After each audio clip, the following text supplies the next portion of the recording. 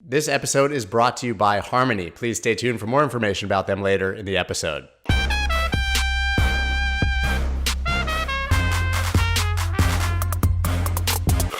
What's up, everybody? I'm Scott Melker, and this is the Wolf of All Streets podcast, where twice a week I talk to your favorite personalities from the worlds of Bitcoin, finance, trading, art, music, sports, and politics, basically anyone with a good story to tell. Now, if you've been around the crypto space for a little while, you've probably noticed that crypto is finally finding its way into the mainstream. One of the defining factors of 2021 has been the marriage of crypto and sports, which happen to be two of my favorite things. We have seen football players, fighters, basketball players, entire leagues, and today's special guest, a NASCAR driver, all dive headfirst into the space with their own unique reasons as to why they chose to get involved in crypto and accept sponsorships from crypto companies. Landon Cassill is no exception to this rule, as he has his own unique story that culminated in an epic sponsorship with Voyager on his car. Landon, I can't wait to hear your story and learn more about how crypto is interacting with professional sports. Thank you so much for coming on. Thanks, Scott, for having me. Like I told you, I feel unworthy of some of the guests that you've had on here. It's amazing. You have a great show. You get some great insight into the crypto world. So I'm just happy to be here. Thank you. That's very flattering for them, but I think that you definitely are at the top of your game and deserve to be here for sure. Thank you. So I'm curious. I'm very curious. What does it feel like to have this new crypto fan base? You know, obviously, like you've had the fans of your sport and your fans, but all of a sudden you've opened this whole new Pandora's box, seemingly. Yeah, it is. It is very interesting. I've been active on crypto Twitter for a while, but I haven't seeked it out necessarily. I've used hashtags here and there. Bitcoin's been in my bio, but like I said, I don't know if I've seeked it out. And so I've had plenty of crypto followers, and then a lot of my fan base also is involved in crypto. So I've seen a lot of feedback, and I even get people at the racetrack that'll make comments. So I haven't been silent about it for many years, but this is the first real crossover for me between, a personal interest, or even you could say personal investment, right? Because it's been part of my personal portfolio for a number of years, to my professional side of things. And it has been interesting. The crypto community is passionate, it's powerful, and it's very driven, which makes sense. I mean, people are dealing with their livelihoods, whether it's play money or a major part of their portfolios. There's a lot of emotion tied in when you're talking about people's money. So I've enjoyed the feedback that I've gotten, and really that's a lot of the motivation behind why Voyager wants to be involved and wants to tap into my community and the crypto community, because it is very community driven.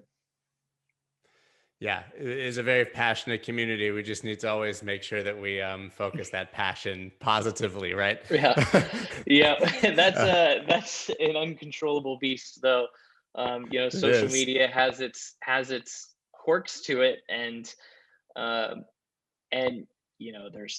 there's definitely a case study to be made about the positivity and negativity and the reactions to it, the engagement rates on social media. That's totally unrelated to crypto. That's just people in general, I suppose. I was gonna say, is it much different in sports, or is it just, sort of the way it is? I think it's all the same, whether you're sports, celebrity, business, I think that the way that people interact on social media is, there's an interesting human element to it. I feel like I have a pretty big following and have for a long time, but I'm not, I've been fortunate enough that I don't have a lot of haters, and I don't know if it's because I'm not, Kim Kardashian level or something like that, where there's just, hundreds of millions of people, and you're bound to have 10 million that hate you or something like that. I haven't gotten tons of hate on social media. And when I do get negativity, it's usually a snarky comment here or there. And a lot of times you can diffuse it just by responding. And sure, it just breaks shoot right back. I'm a child. I've called myself a child of the internet, as most of us are. I'm very well aware of the rules of the internet, and obviously one of those rules is don't feed the trolls. Um, but I can tell you for a lot of them, sometimes I'll get some negativity or criticism from someone that's a race fan. And all it takes is just a little response. And next thing you know, they're like, oh, no, I was just pointing this out and good luck. Yep, your Or buddies now. your Yeah, buddies best now. biggest fan.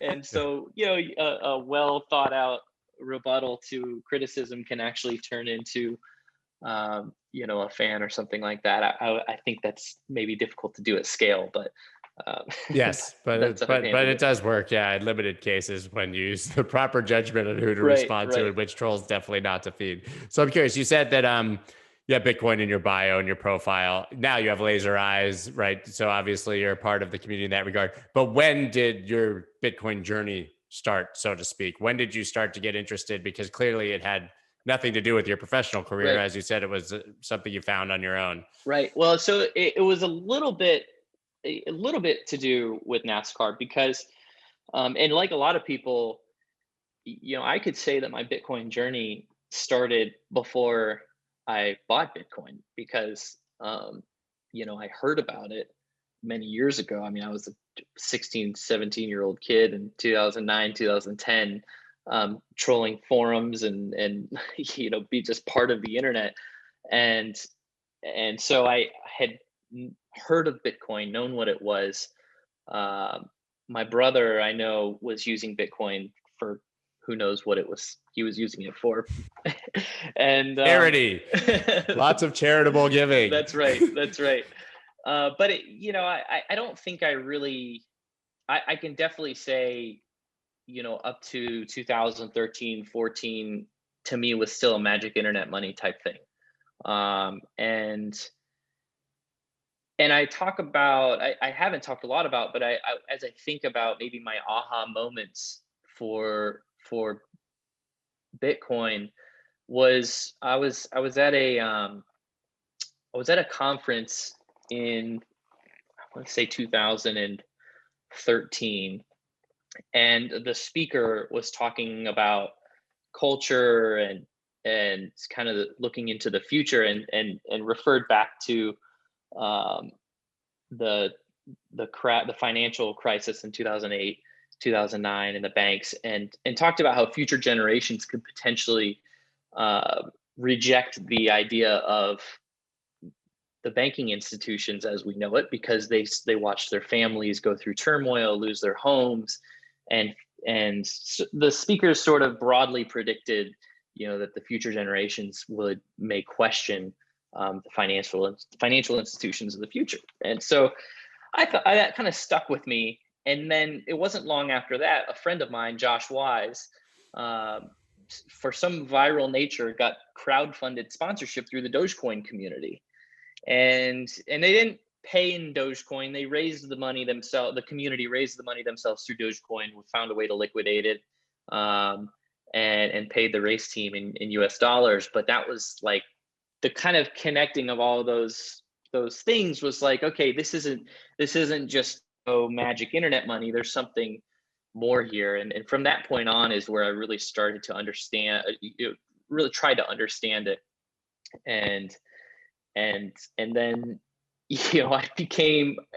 I'm kind of a learn by doing type of person. So, um, my actual involvement in crypto and in Bitcoin was not just buying it, but I mined it as well. So at one point I had a small mining farm, and I mined multiple coins, not just Bitcoin, for a little over 2 years. And what was that experience like? Did you find it to be profitable? Was the timing right? I mean, mining, like anything else, obviously, it's another way of stacking sats, but certainly Right. helps when the market goes up after you've been mining. Yeah. So what I did, with mining was I still hold every coin that I mined, and That's awesome. so ultimately, um, you can say it was profitable, but like, I didn't really realize those profits. It's not like I was cash flowing my mining operation, right? I was, Right. the way I look at it is, I was buying Bitcoin at a discount for those years that I was mining, right? So, I had a capital investment in the machines, But ultimately, if you amortize that over the 2 years that I mined, and look at my cost of mining over the course of 2 years, even with the fluctuations in the market, I mean, I was mining Bitcoin when it was worth $2,500, and I was mining it when it was worth $20,000, right? So Right. there were days that it was insanely quote unquote profitable, and there were days that it was maybe not profitable. But at the end of the day, I was just buying at a discount because I still hold on to all the coins. Um, and I think that the mining business, one thing I took away from the mining business was a comparison to auto racing, because I felt like to keep up with the rest of the mining industry, I had to constantly find ways to improve my operation, and that's through better equipment, better power, better efficiency to get more out of your mining rigs. Where in racing, you're constantly trying to improve your race cars. You're iterating on the equipment you have. You're buying new equipment when it's available, and you need a better power plant under the hood to drive your car. So, I think if I were to re-enter the mining space, I feel like I would do it from the power production side of things. I would love to invest in a power plant someday, whether it's a small one in the mountains or a big venture project with lots of money. It would be cool to be in the power production industry and have crypto mining as part of that business. So I saw that you had like a pretty fun spat with the SHIB community. Obviously, you were Yeah, pretty passionate. You knew about Doge in 2014, which I mean, right. that's the really early days. I started trading those Doge cycles in 16, right? 15 sats, 180 sats, 20 sats, 150 sats. Right. It's amazing to see what it's come. So clearly, you're not just into Bitcoin. So tell me about what else you're interested in, or at least trading and having fun with now. Yeah. So generally speaking, I am a buy and hold person, and I my personal financials, I'm fairly conservative. My business, racing is a great business. It's provided an awesome living for me and my family for a number of years. I've done it professionally for about 15 years now. But it can be volatile, and so having cash on hand for when you're unemployed is important to me.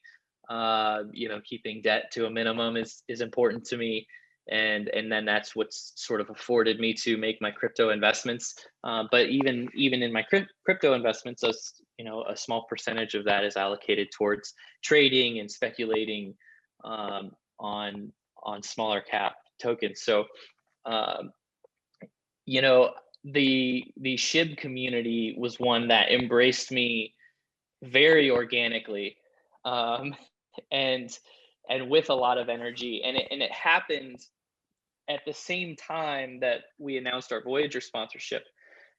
Voyager added Shiba Inu to their platform, and this was all, I don't want to say unplanned, but it just kind of happened at the same time, and the community started reaching out to me on social media and was just like, you know um, created, either saw synergies or created synergies or whatever you want to say. And so I just started responding back to them and started looking into the project. And I'm not, you can look through my timeline, I'm not telling anybody to buy any tokens, Sure, and ever. I'm not giving any financial advice, but I can tell you that being in the marketing business for in racing, engaging with energetic communities and rallying around communities is a great part of what I do. And so I really admire and love what that community is doing. And I could tell you, within 5 days of being involved on Twitter with the Shiba Inu community, I'm now in Telegram groups, I'm in Instagram groups, and I've got all these chat messages, and people are sending me all kinds of artwork and creatives and uh, and really cool stuff. So I would love to do more with Shiba. I would love to do more with the VGX community, the Voyager token, because that's a great community in itself. All of these all these people that are so heavily invested in these tokens, obviously they stand a financial risk and potential gain with these projects, um, but they're also using the power of their communities and their friend groups, even if they're virtual friend groups, to create something. And so all these projects, do have something to offer. And I think that's pretty compelling. Yeah, it's fun to watch. At the very least. Yeah, that's a great point. It is amazing how passionate the communities are around each of these coins, especially when the market is looking good. Yeah, It's a it lot is. more And fun to be a part of. I think that um, I think at one point in my crypto journey, I would have called myself a, a Bitcoin maximalist. And I can definitely see, yeah, I'm not afraid to admit that or say that, but I think that now I look back on that and I say, and I do wonder, um, I look at all these powerful communities, I look at what they're accomplishing, at least for themselves and for the projects that they're invested in, and the technology they're trying to build. And I think, there's something there, there's something to some of these other things, but crypto is an interesting space, and you do have to protect yourself. You do have to do your own research. You do have to think independently, because uh, you never know what's out there. But I think the funny thing is, that's sort of the point, right? That's the point of Right. crypto, is this financial, um, individual liberty, right? It's a very free market, uh, and I like that. That's why we got in. That's why a lot of people get involved in the first place. But with that comes great Yes. responsibility, right? Of course. So I'm curious. I mean, obviously, you don't speak for every athlete in the world, but being that you're, a Mhm. NASCAR driver, have you seen, since you've been in crypto so early, an evolution in at least awareness or interest in the space among other drivers, among the Mhm. teams, even anecdotally among other athletes in other sports? Yeah, I mean, I have, and I I would love to. I think over the next 6 months to a year, I'll learn the even deeper meaning to it all, among my peers. Obviously at a surface level, there's a lot of race car drivers that have approached me, and even before the sponsorship, a lot of people that I see on a weekly basis know that I'm invested in crypto. Right? They know that I was mining crypto because I had a mining farm, and so they're people. I'm kind of like that guy that every time Bitcoin does something, right, whether it's plus 20% or minus 20%, I usually wake up to a handful of text messages that are like, "How's your Of yeah. Bitcoin doing?" And the fun answer to that is always like, it's worked the same to me as it was yesterday, right? One Bitcoin is one Bitcoin. Yeah. Right, one Bitcoin's one Bitcoin. But my peers are, I think, in a similar way that the mainstream retail market is experiencing it. My peers, reach out to me with a lot of the same questions, right? They say they're dabbling things. They want to know, if they should buy some other coins because Bitcoin is so expensive. Right. That's at like a base level. Um, but there's a lot of people, especially since the Voyager partnership, that have come out of the woodwork that have shared with me their crypto journeys and just haven't had anybody to talk to about it within the industry. And a lot of those people are engineers on race teams, and really, smart people that have said, "Hey, it's cool that you were mining. I didn't know that you mined crypto. I've been mining Ethereum with a bunch of old graphics cards for, a couple years." Those are real stories that I get. And I say engineers because our sport is full of engineers and full of really brilliant people. And I've been pleased to find out that a lot of them have had crypto at least as a hobby, let alone a side hustle for a while. Guys, I'm really excited to be sponsored by Harmony. I know all of us have traded their coin one in the past, but what they're fundamentally doing is a game changer. Harmony is your open platform for assets, collectibles, identity, and governance. Think of it as the one to bridge all blockchains. Harmony is open and insanely fast with 2-second transaction finality and 100 times lower fees than Ethereum. Their secure bridges offer cross-chain asset transfers with Ethereum, Binance, and almost every single other chain. Maybe most exciting is that Harmony, in cooperation with Sushi, will be providing $4 million in incentives for liquidity mining. Find out more about this program and build something yourself at thewolfofallstreets.link/harmony. That's thewolfofallstreets.link/harmony. Build on Harmony, run on all chains. Crypto has been a lot of people's dirty little secret for a long time, and now it's sort of okay to talk about it, right? And I think that's across retail, but also we see it with institutions in Wall Street, right? It was like you had this tremendous reputational risk to even mentioning Bitcoin before people think you're nuts, and now it's the opposite. It's like you need to know a little bit about it if you're going to have any sort of financial, interest or planning. Well, I think you look at the space over the last at least 5 years, and it's been very retail driven, and so people maybe are hesitant to be so public or outspoken about it. They don't want to, when you have really smart people or really well-known people out there in the world saying that it's a scam or it's a Ponzi scheme. It's a basic person like me, who I'm not college educated. To them, I'm not a smart person.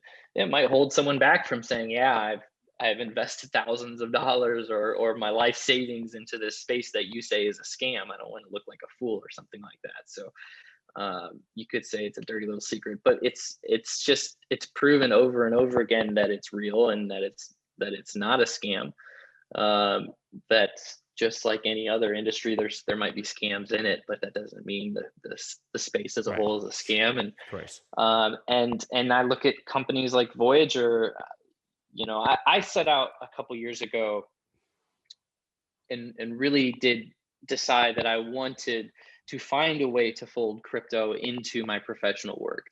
And that's why I started networking in the space. I started going to crypto conferences, and felt like, this is something that can be part of my professional work. Pomp told me back in 2017 that he thought that the crypto space was 2 to 3 years away from true mainstream marketing and mainstream adoption from that side of it, and he was dead on. And so when he told me that, I said, okay, because at the time I was thinking like, who can I find to sponsor me or to be a part of me, because I've been in this space now and I want to be a part of it. And Anthony said, nah, I think we're still 2 to 3 years away from a real compelling marketing effort.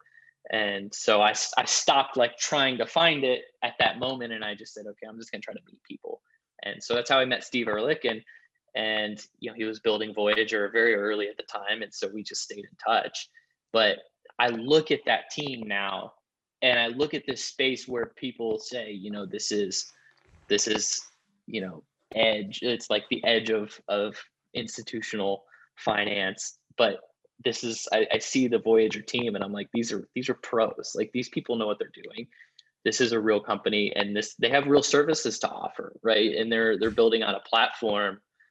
I don't mean to sound like an ad, I guess, but it's like they're building out a platform that is a real use case for the future of how I'm going to deal with my money, right? I mean, I can put USDC in my Voyager account and earn 9% interest. That's a little bit better than what my dollars earn at Bank of America. Yeah, I talk about this all the time. Buying Bitcoin was a hard sell for me on my friends in real life, right? I've been saying it for years. Buy Bitcoin. You get the normal pushback. Buy USDC stablecoin and earn 9 or 10% has not been a hard sell to a single person. And I think that's the new gateway drug into crypto is a savings account that's not volatile, that people are familiar with. It reminds them of when they were kids and you could actually earn interest. Right. Well, and like so I described before, I have personal, pretty conservative financial values in terms of how I handle my portfolio, and because my business can be volatile, I keep a certain amount of my monthly expenses in cash, no matter what I think the market is doing. And so the thought of that cash earning 9% interest is like insane to me. And so it's a no-brainer. And for a platform like Voyager to eventually have tools where I can debit straight out of that, and make purchases through USDC, and they're transacted at whatever vendor merchant you're at is a great thing. So my process through, you talk about like hard sell to family and friends. My wife is like a great barometer for me because at one Sure. point in our crypto lives, just like, what is this thing? You're not using like a significant amount of Our money actual for this, money, are you? right? This is like Yeah, you're not the using our fake actual money. money, right? And to being very critical, or trying to understand more. I catch her in bed at night like checking the Bitcoin price on Google. And I'm like, why are you looking at the price of Bitcoin? Well, I heard it was up today or down today or whatever. To in May of this year, she said, I wish you would have bought more. And I was like, oh, there's the moment. And then also yeah, that's it. And I've literally made the joke countless times that the minute that you show your spouse or like your best friend how well your portfolio doing is the perfect moment to sell. Right. Right, sell it. Yep. Yeah, well, that, and when my grandma called me and asked me, told me Oh, that gosh. that she was interested in buying some Bitcoin and asked me how to help her with it. So it's good stuff. Yeah. Absolutely. Yeah. So I really do think that that's a very compelling case. So I want to talk about what a sponsorship looks like for you. I mean, Mhm. Voyager specifically, but I guess any, because I don't think anyone knows. Like we see the names of a company on a car. We don't Mhm. know what that means. Is it for one race? Is it for a season? Is it the Right. entire crew? How's that work? And then I want to talk about the fact that you actually got paid in crypto for doing it. So if we Yeah, can for talk sure. about that. So, in racing, it costs money to put a race car on the track ultimately. And a lot goes into our cars, building them, developing them. These teams employ, depending on the size of the team, they're going to employ anywhere from 20 to 50 people per car that you race. Or per race team. So your race teams are funded through sponsorship. We also are partly funded through the prize money, but it takes at least the same amount of prize money as it does sponsorship to field a successful race team. So fortunately, in our sport, NASCAR has a tremendous fan base, and we have a tremendous TV deal. We're on NBC, we're on Fox. We have great viewership. Sports live viewership on TV is a challenge lately, anyways. But our events, in terms of the audience and the viewership on a weekly basis, are drawing 100,000 people through these racetracks over the course of the weekend, plus and millions of people watching on television. So there's a compelling marketing effort for any company that wants to invest in the branding side of things. But there's also a great business to business and hospitality opportunity for businesses as well. So as a team or as a driver pitching sponsorship, we're kind of pitching both of those things depending on the company. For a company like Voyager, there's a great branding exercise there, and they're a brand that wants to build trust in the mainstream. They want to build their brand in the mainstream, but they also want to build the community, and they want to build the community of the Voyager investors and fans, and by traveling week to week and having a race car on the track at all these different venues in the future, we can entertain people at the racetrack. We can engage with race fans at the racetrack and build a community that way as well. It's so absolutely cool. So does that, as the structure, you talk about this team of 20 to 50 people per race and putting that all together. You're the driver. Are you sort of the CEO of this small business, or is there somebody else who runs it and your role is to drive and test the car and do that? And there's someone else who sort of oversees all of this sponsorship and the engineers and the build. So on the team operations side, the team operations is run by Johnny Davis, and that's the team is called JD Motorsports. And Johnny is what we call the car owner, and he's someone that I've worked with many times over the course of my career. He's an old school guy. He's a South Carolina boy. Him and I actually, do a lot of our business on a handshake sometimes, and we've had a lot of trust in each other over the years. And he's the one that puts the car on the racetrack. For my business, I'm a hired driver, and that's where I've made my living my entire career. And I've served a lot of race teams from a development side of things. So I've found a niche as a driver because I started out as a test driver for Hendrick Motorsports.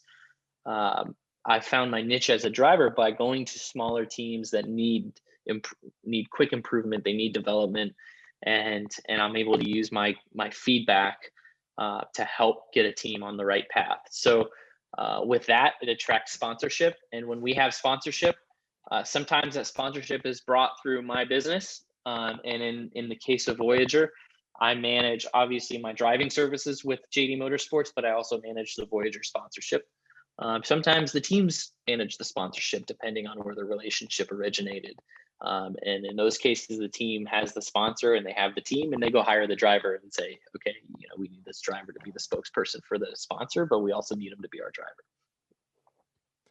So it's somewhat complex, and there's a lot of nuance to how each and every deal can be. It's really interesting to hear about it because it's so different, I think, from other sports. It is different. And I've, in the industry, we've said, people have said that NASCAR is the Wild West of professional sports. It can be that way because we don't have a players union. There's no drivers union. We don't have salary caps or minimum salaries, and there's no guaranteed money. There's no retirement funds. We don't pay our own insurance, and you run your own business as an independent contractor. So, you could simplify it by saying it costs money to race a car and somebody has to pay for that, right? So between the prize money and the sponsorship, those are your two biggest levers in terms of finding a way to put a car on the track. And at that point, it's a question of who's driving that, right? Is the team the one that's funding that, or is the driver the one that's able to come up with the sponsorship and fund that? Or does the sponsor want to start a team themselves? That's happened in the sport as well. Right. There's really no rules. I mean, you can, it's just a matter of how do you get a car to the track? And so, for me as a driver, it's great for my business to be able to be aligned with a company like Voyager, who obviously is aligned with me personally because I'm in the crypto space, right? So I'm representing a product and I'm representing a brand that I can align with. So the two of us together can find the best solution on the racetrack to deliver the exposure that they're looking for, and the hospitality for their guests that they're looking for. And you chose to be paid in Litecoin, correct? Yes. A portion of the sponsorship was led with Litecoin, you could say. There was some Bitcoin in there as well, and Voyager token as well. So are you passionate about Litecoin? Was that something you asked for? Was that something they offered? Why those three? I mean, obviously the VGX and Bitcoin, I think, are pretty straightforward, but that third one could have basically been anything. Yeah. So Litecoin is one that I very early on was mining, connected with Charlie Lee from Litecoin several years ago, and built a relationship with him. And I've spoken at the Litecoin Summit as well, and I think it's a great token. I think it takes some heat on social media, but I think it's fast, and it's it has very low fees. It's easy to move money on it. It has a tremendous amount of wallets and users. If you look at the on-chain data on Litecoin, there's a lot of activity there. And so, I think that it's a coin that tend to be overlooked, and it was something that I asked for with Voyager, and as a result, Charlie Lee is also part of the program through Hedge, which is gethedge.io, a startup that he's a part of that is bringing crypto to your paycheck if people want to to accept their salary in crypto, they can use hedge as a tool to do that, to convert their paycheck to crypto.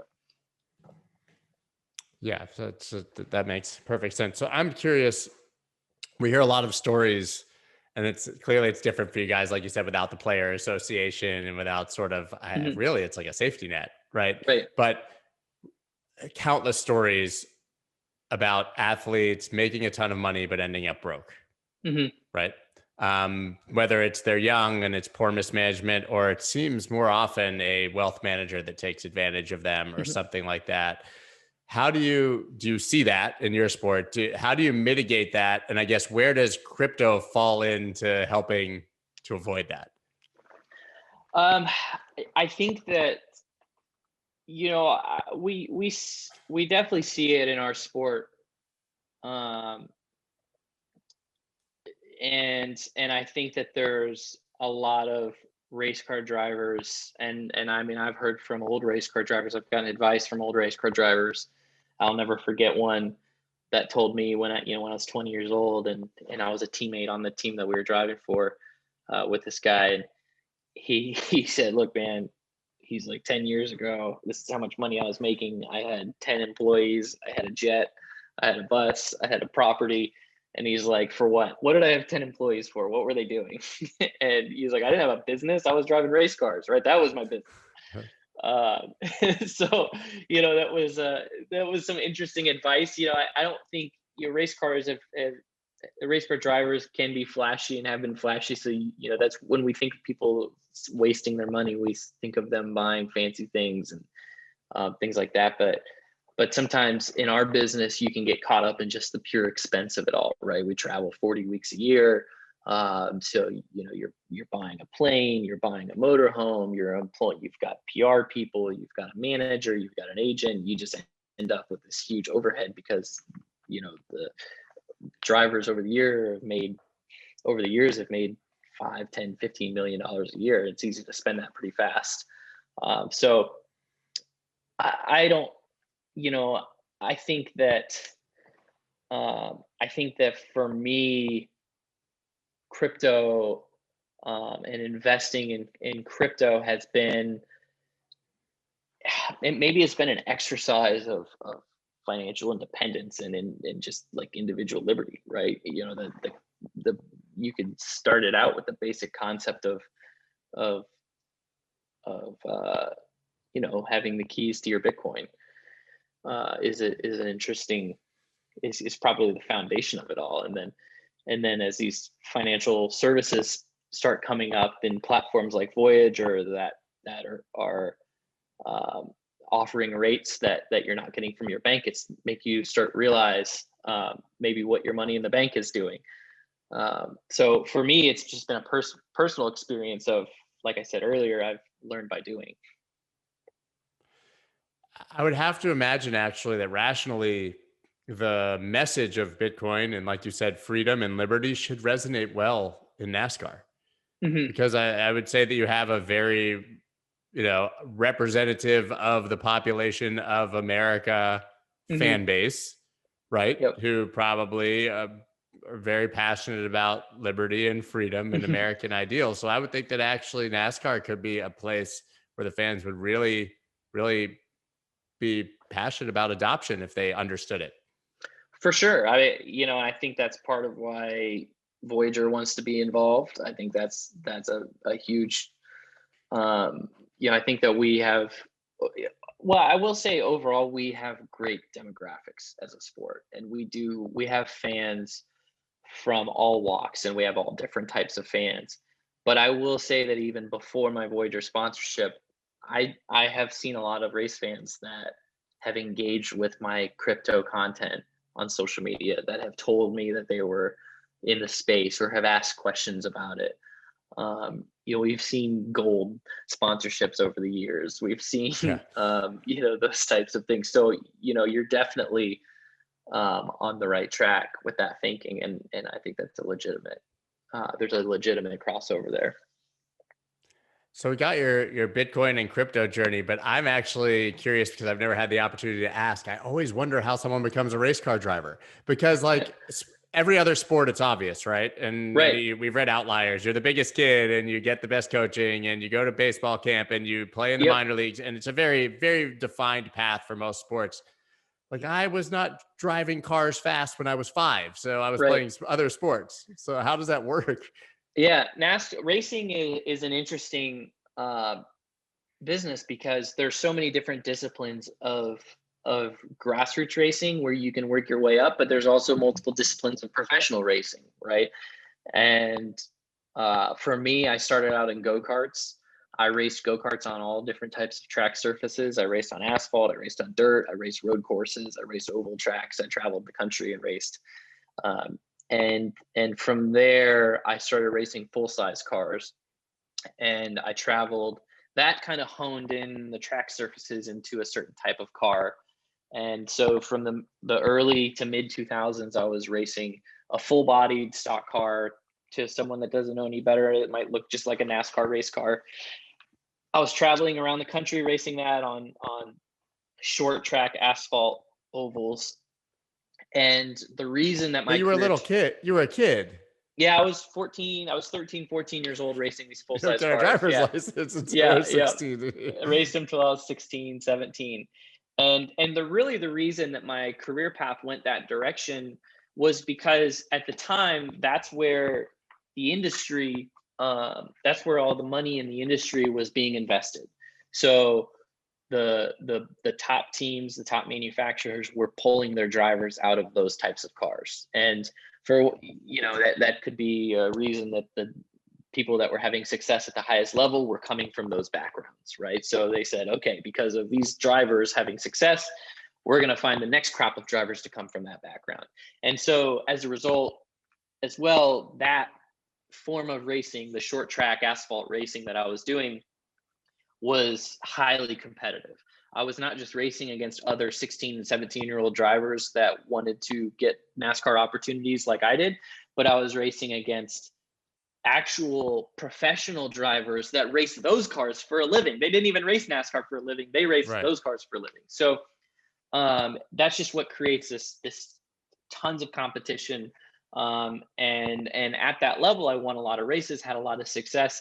And by the time I was 15, 16 years old, I had an agent and I was being scouted by Toyota and Chevrolet and Hendrick Motorsports and Joe Gibbs Racing and big teams that were looking at me as a driver, saying this could be our next driver. So from there, when I was 17, I signed a contract with Hendrick Motorsports to be a test driver, to be Jimmy Johnson's test driver.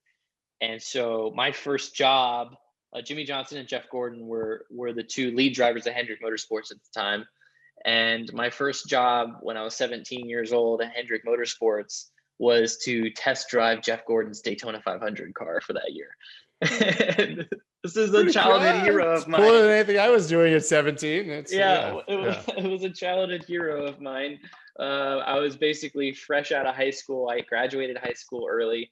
I completed all my credits and was able to get out of Iowa and get to North Carolina before the end of the school year.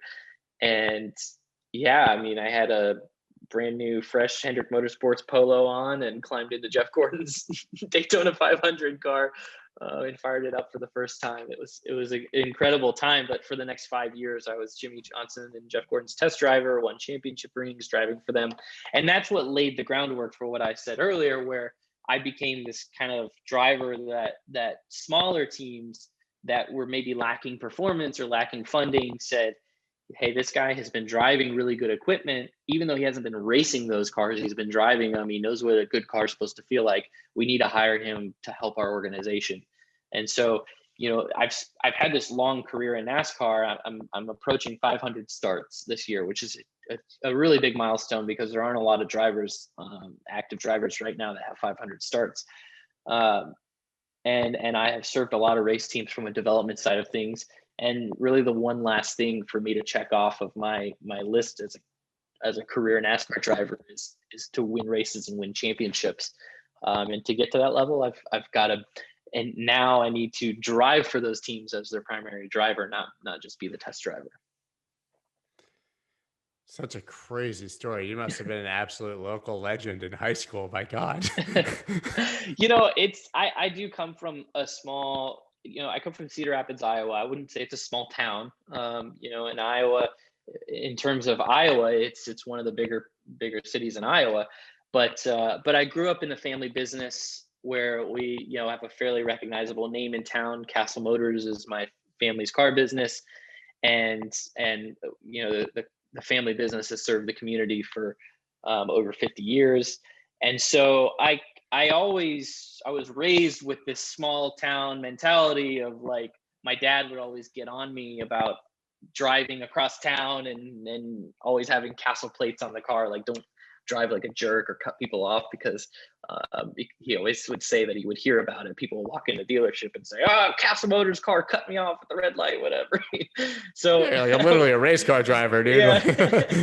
But I was raised, with this mentality that there's always somebody watching, and so I think that helped me going into the professional world. It helped me on the internet, um, and and and so those are good things. But racing is an interesting sport. There's no defined path. I mean, like you said, I was fortunate because I took this route with short track asphalt racing, but it wasn't long after I became a NASCAR driver, 5 or 6 years later, that path for young drivers kind of dried up, and it changed to grassroots dirt track racing. So now you have drivers in NASCAR right now, like Chase Briscoe and Kyle Larson and Christopher Bell. These guys came from dirt track racing sprint cars in Indiana and California and like little pockets of the country where dirt track racing is really popular. And that's the discipline that is a really popular discipline right now. That's where the most competition is at. And those drivers learn car control in a different way that I do.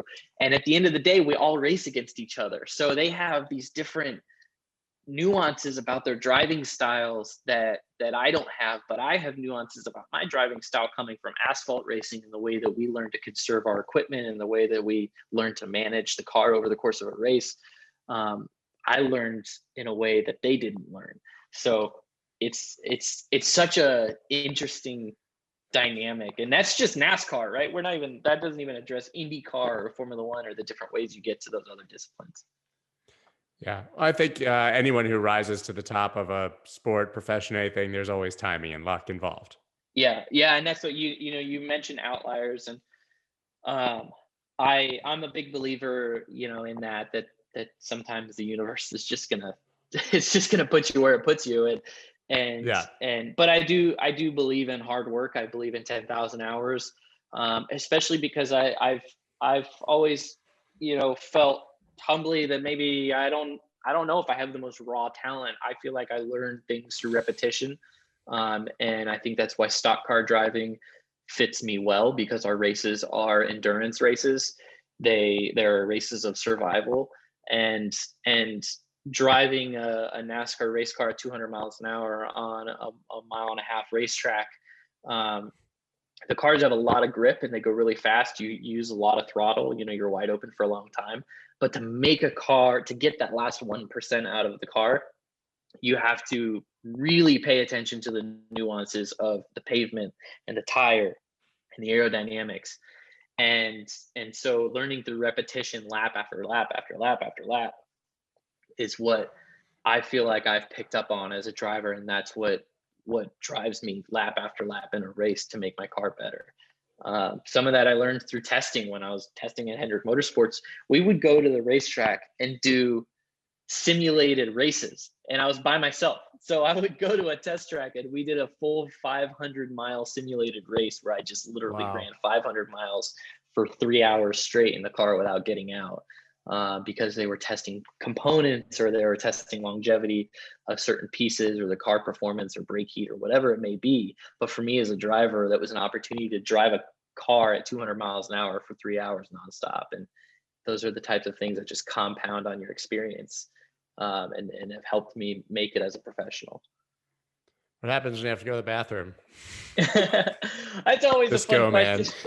Man. Yeah, one Dumb time and Dumber, just go, man. I was at a race one time, and I was in a suite. I was doing an appearance with my sponsor before the race, And the sponsor asked me, he goes, Landon, I got a question for you. What do you do if you have to go to the bathroom? And so I was like, well, I said, I'm going to turn the question back around to you. I said, you spent a lot of money to get your name on my car and to get me out on the racetrack. Like, what do you want me to do? And I was like, do you want me to stop and pull in? He's like, no, I want you to stay out there. I'm like, all right, there's the answer. Yeah. The real answer is if you go to the bathroom before you go out on the racetrack, generally you can hold it for at least 3 or 4 hours. Yeah, and I would imagine that you're like so hot and sweaty that you're probably like losing sweat so fast that yeah. Yeah, it'll be just a couple weeks ago we had a thermometer in the car at Texas and it was 147 degrees in the cockpit of the car. So usually and you're fully in wearing a helmet, fire suit, gloves, everything strapped into the seat. I will lose anywhere from 7 to 12 pounds of water weight in a race. You know, you're trying to replace that as much as you can, right? It's not it's a function of the body to sweat, but you don't want to just lose 12 pounds, right? So for me, endurance sports has helped me understand my body and helped me understand the limits of my body. So my dad and I train together. We compete in Ironman triathlon together. Oh, and wow. that really helped me understand the limits of my body. And so I have a nutrition plan inside the car during a race, and that involves taking in anywhere from 20 to 30 ounces of fluids per hour and about 300 calories per hour in the car. And that's just to keep up with that weight loss. How are you doing that? How are you doing that in your suit? Do you have tubes fed or like, how does that Yeah, work? Pop I your helmet use off and chug a Gatorade and eat a protein bar? yeah, no, I keep I do it all through fluids, and I keep Yeah. a 24-ounce bottle in the car. And the reason I do it through bottles and not like a Camelback or anything like that is because I like to keep track mentally of how much I am drinking in the car. Where if it's a Camelback with 150 ounces in it or something like that, it's hard for me to Know where keep you're track at. of how much I've drank. So I actually literally have like a bicycle cage, right, that you would have on your bicycle to hold a water bottle attached to my seat, and that bottle has a hose on the end of it, and when it's empty, I ask the team for more, and they'll refill it. And then that mixture, I drink a custom blended mixture from a company called Infinite, and it's a blend that we've honed in over the years. I use it in my Ironman triathlons. I've used it in the race car.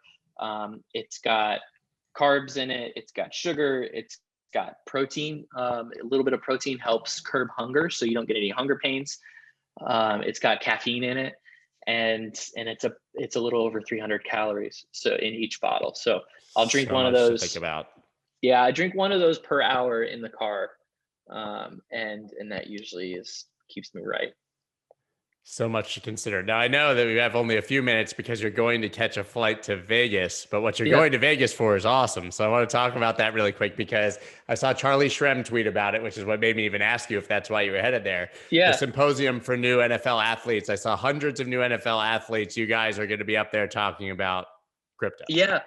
It's awesome.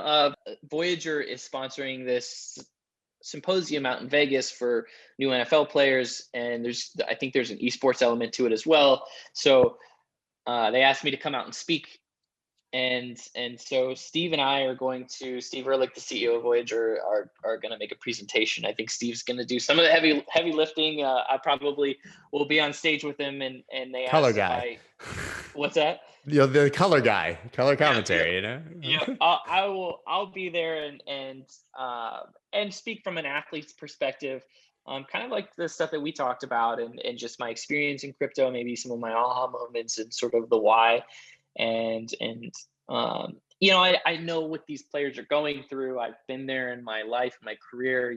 This first couple of years of being a professional, it's something I've dedicated my life to, and now all of a sudden you're making money at it. And how do you balance the professional side versus the sport and still, build a business around that? So it'll be interesting to speak to these players and offer some perspective, not just on stage, but after the fact. Look forward to making some connections as well, and just be there maybe as a resource or just as a friend and I think it's a cool symposium that they've put together, and I'm glad that Voyager is a part of it. Yeah, it sounds amazing. It sounds like it's primarily about that financial aspect that we talked to, how to not go broke. Right. Luckily, I guess you Right. guys have longer, you guys tend to have, it seems like you can have a much longer career, at least in some manner in the sport. Football, I mean, you might make all your money and never make it again after 3 or 4 years, one bum ankle or ACL tear, and it can be over. So it's really important for these guys to manage that first money that they get. Well, I would imagine. So yeah, I know you got to go catch your flight. So where can everybody follow you and what you're doing after this conversation? Yeah, I'm on Twitter a lot, at Landon Cassill on Twitter, and I talk just about everything from racing. You can get some insights on NASCAR from there, and crypto, and you'll see some Shiba Inu retweets in there as the Shiba community is involved, and also on Instagram as well, at Landon Cassill on pretty much all the social media platforms. Did I see that you have another crypto sponsorship now, or another company that you're working with? Yes. Yeah. So Trade the Chain is a new is a new sponsor, which is really cool. I've never really looked. There's a lot of investing communities and things like that, especially on crypto Twitter, and some of them. I think you need to put some thought into what is the service that this community is really offering me, especially if I'm paying for it. But one that I think, I've been impressed with in this, which is why I've connected with them, is Trade the Chain, because they offer some pretty cool tools that I think are very simple and easy to understand, and that is, public sentiment. We all kind of have seen how public sentiment drives a lot of these crypto markets. And if you are a trader, whether it's a day trader or you're, trading monthly or quarterly, or there for the long term, I think, it's worth a look to see what Trade the Chain, how their sentiment tools can help you in making informed decisions. So it's not like some pump and dump group or anything like that. I look forward to seeing you with like 17 crypto companies everywhere. Getting your Ricky Bobby. Is Talladega Nights your favorite movie? Or is it your favorite movie? Yeah.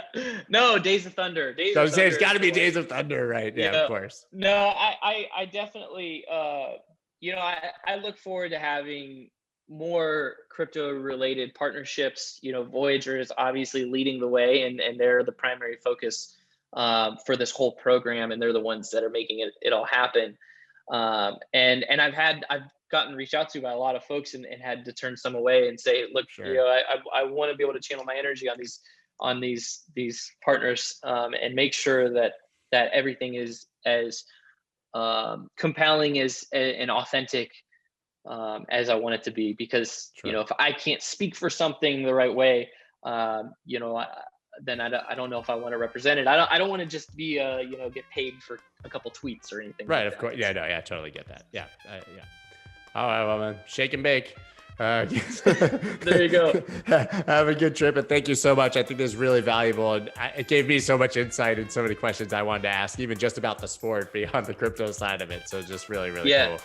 Thank you, man. And we'll have to do this again down the road. Thanks, Scott. Have a good one.